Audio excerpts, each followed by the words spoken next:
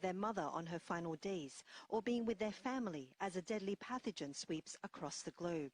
That was the heartbreaking decision Vince had to face.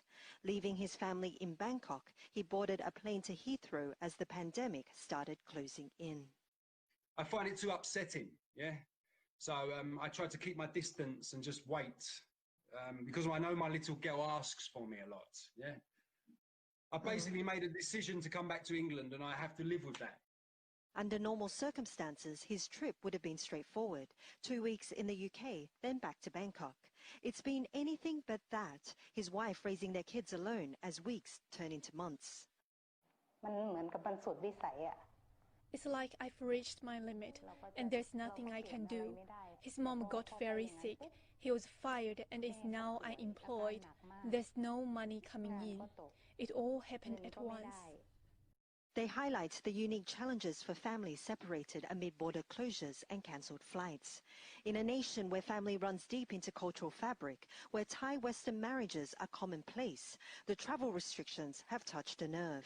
Marriage isn't enough to keep a family together in this coronavirus era. In March, Barry headed off to Oman to work offshore for 5 weeks, a work trip that would see him back in time for the birth of his son. It's the most important day of my life. I wanted to be there for it. That wasn't to be, so I'm just eagerly waiting now to see when I can go back to Taiwan. Daily video calls have been the closest thing he has to his newborn son and his partner Ganyapat. For 8 weeks now, she's had to navigate postpartum life and running a restaurant on her own. To be alone in the car on the way to the hospital is not right. He was meant to be in the delivery room with me. After I gave birth, I was so stressed, I would just cry. More than 90% of people around the world are currently in countries with coronavirus travel bans. Thailand's government banned all incoming passenger flights on April 4th, a ban that has already been extended several times. As it stands, inbound flights may resume on July 1st, but those locked outside, separated from their families, are cautiously optimistic.